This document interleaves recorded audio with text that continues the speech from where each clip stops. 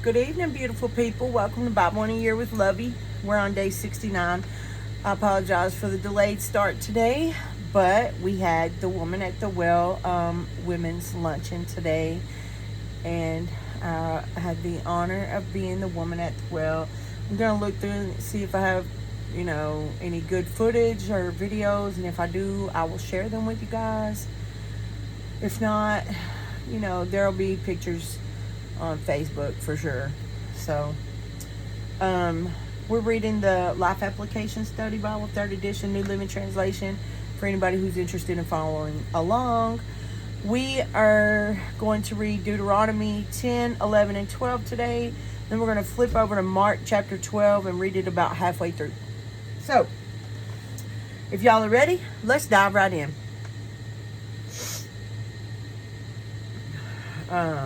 Deuteronomy chapter 10. At that time the Lord said to me, chisel out 2 stone tablets like the first ones. Also make a wooden ark, a sacred chest to store them in. Come up to me on the mountain, and I will write on the tablets the same words that were on the ones you smashed. Then place the tablets in the ark. So I made an ark of acacia wood and cut 2 stone tablets like the first 2. Then I went up the mountain with the tablets in my hand. Once again, the Lord wrote the 10 commandments on the tablets I gave them and gave them to me. They were the same words the Lord had spoken to you from the heart of the fire on the day you were assembled at the foot of the mountain. Then I turned and came down the mountain and placed the tablets in the ark of the covenant, which I had made just as the Lord commanded me. And the tablets are still there in the ark. The people of Israel set out from the wells of the people of Jachin and traveled to Moserah, where Aaron died and was buried. His son Eleazar ministered as high priest in his place. Then they journeyed to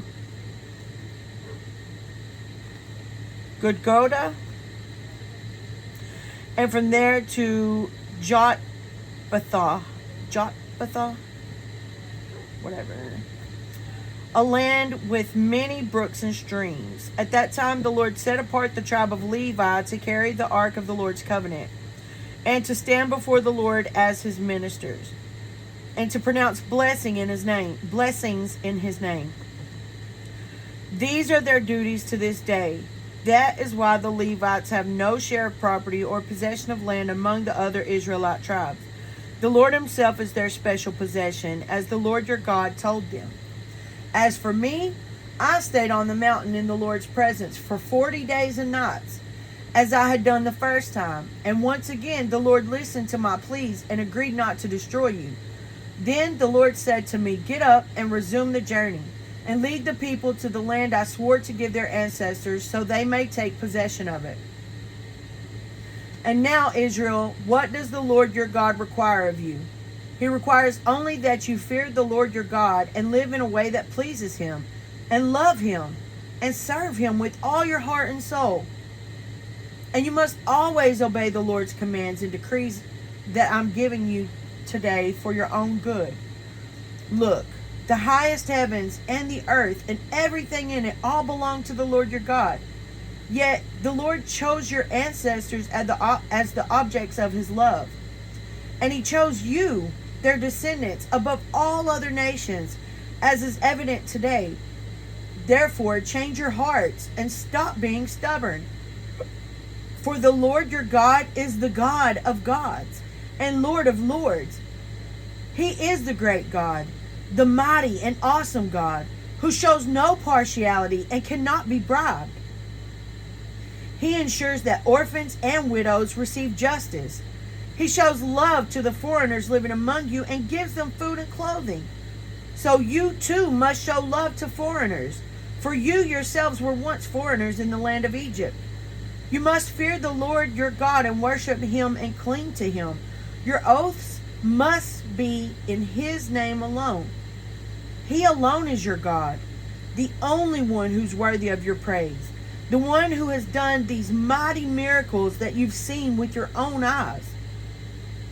When your ancestors went down into Egypt, there were only 70 of them. But now the Lord your God has made you as numerous as the stars in the sky. Chapter 11. You must love the Lord your God and always obey his requirements, decrees, regulations, and commands.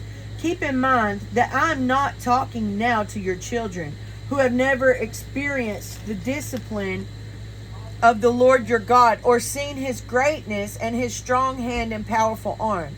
They didn't see the miraculous signs and wonders he performed in Egypt against Pharaoh and all his land. They didn't see what the Lord did to the armies of Egypt and to their horses and chariots, how he drowned them in the Red Sea as they were chasing you. He destroyed them, and they have not recovered to this very day. Your children didn't see how the Lord cared for you in the wilderness until you arrived here. They didn't see what he did to Dathan and Abiram, the sons of Eliab, the descendant of Reuben, when the earth opened its mouth in the Israelite camp and swallowed them, along with their households and tents and every living thing that belonged to them. But you have seen the Lord perform all these mighty deeds with your own eyes. Therefore, be careful to obey every command I'm giving you today, so you may have strength to go in and take over the land you're about to enter.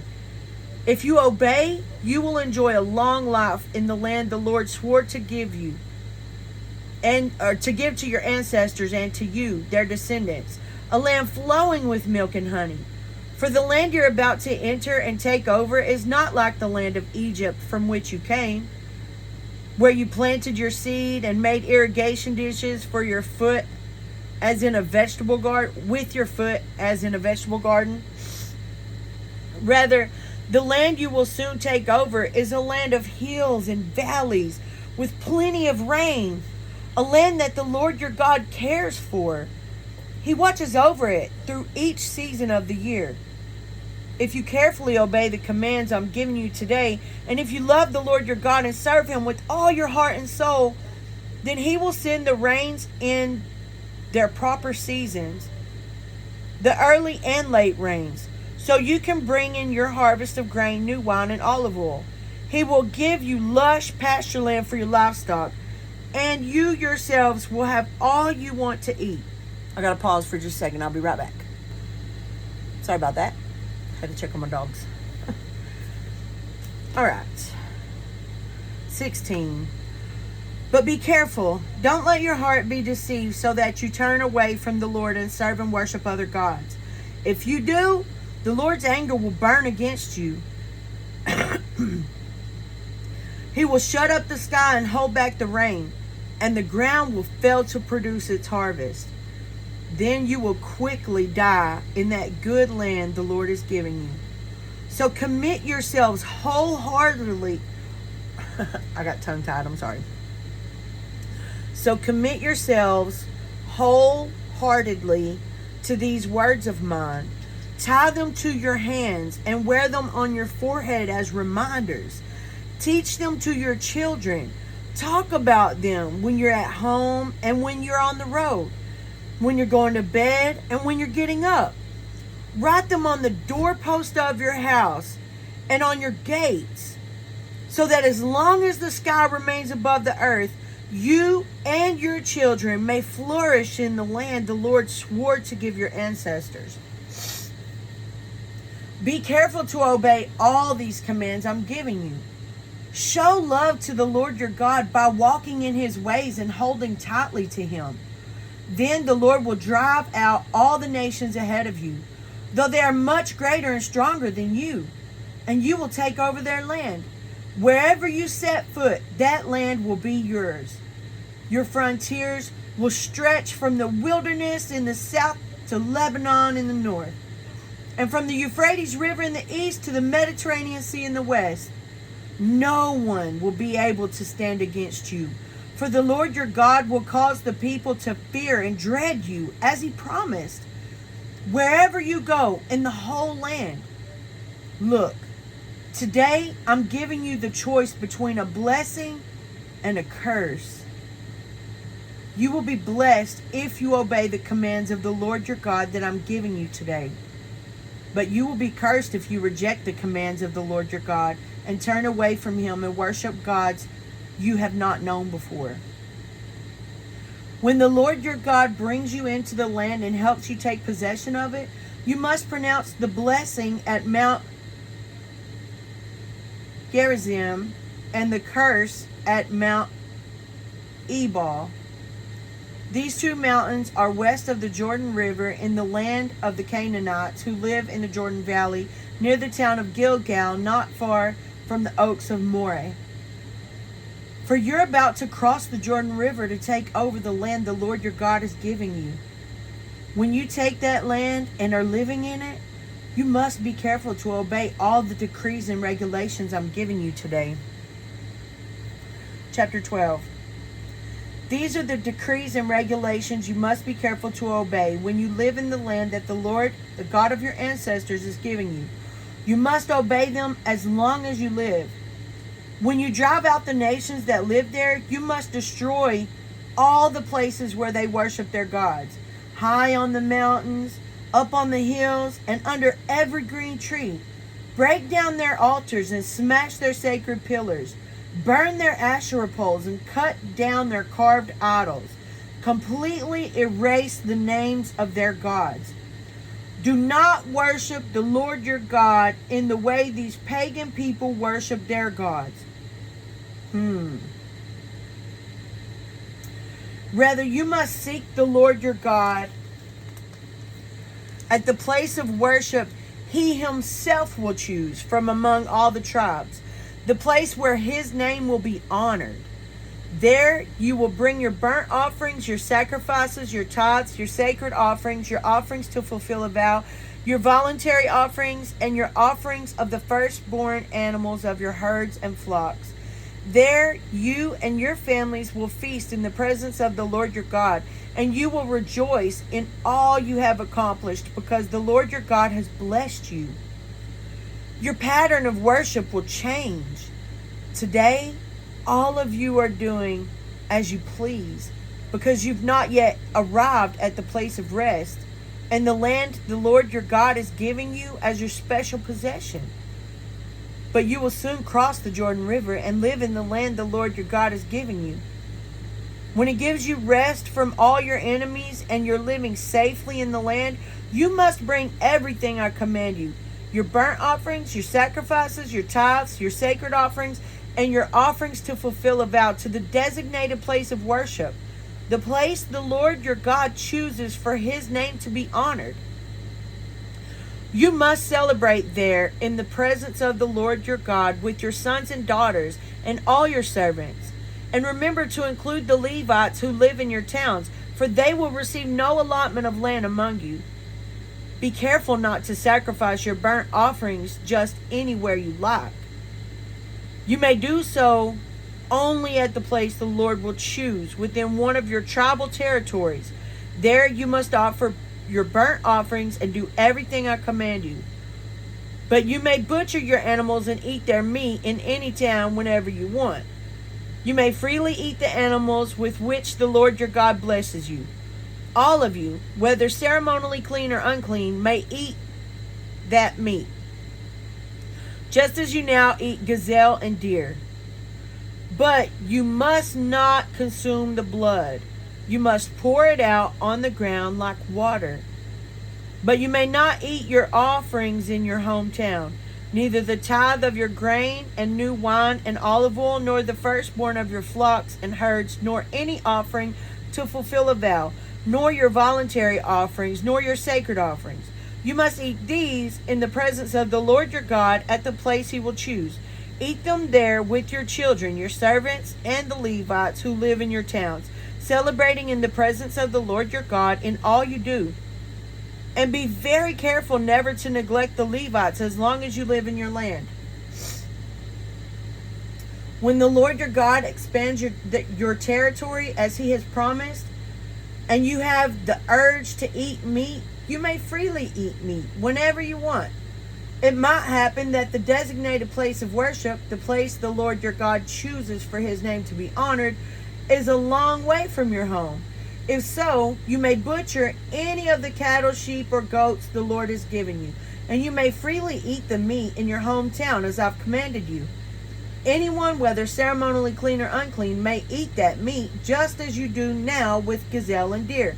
But never consume the blood, for the blood is the life, and you must not consume the life blood with the meat.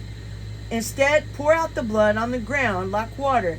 Do not consume the blood, so that all may go well with you and your children after you, because you will be doing what pleases the Lord.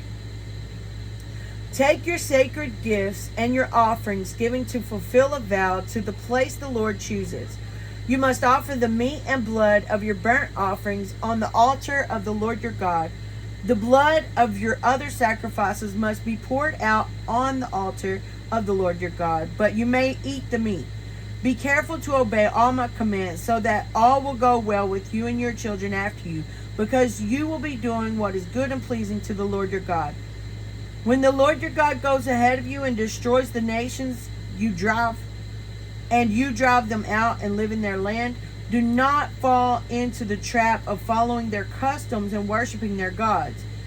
Do not inquire about their gods, saying, how do these nations worship their gods? I want to follow their example. You must not worship the Lord your God the way the other nations worship their gods. For they perform for their gods every detestable act that the Lord hates. They even burn their sons and daughters as sacrifices to their gods. So be careful to obey all the commands I give you.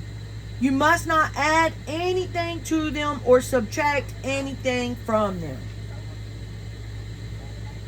I think that just speaks for itself. Honor the Lord your God. Honor him. Honor him. Give him his praise and worship. He deserves it. He's God. He's our creator.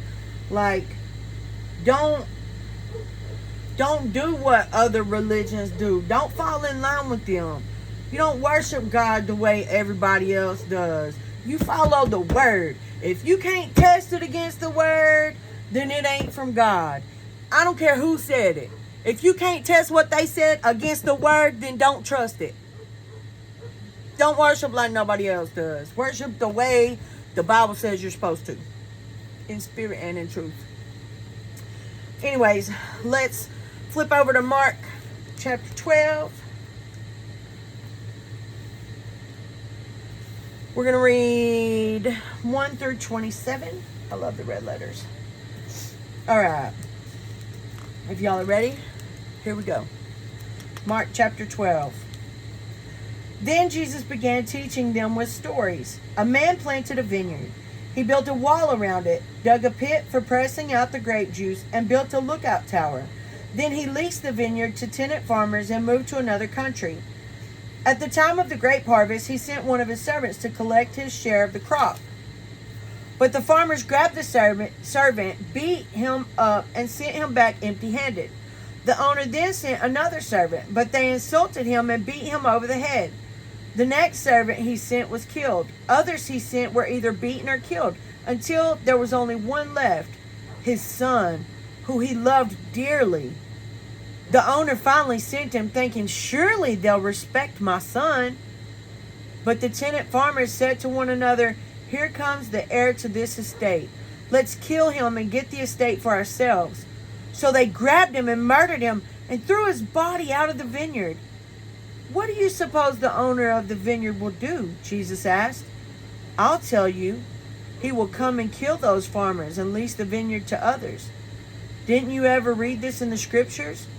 The stone that the builders rejected has now become the cornerstone.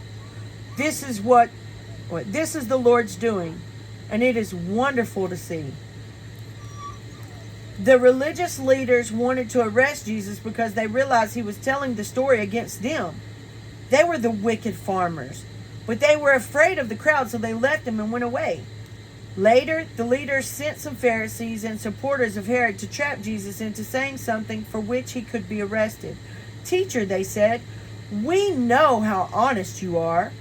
You are impartial and don't play favorites. You teach the way of God truthfully.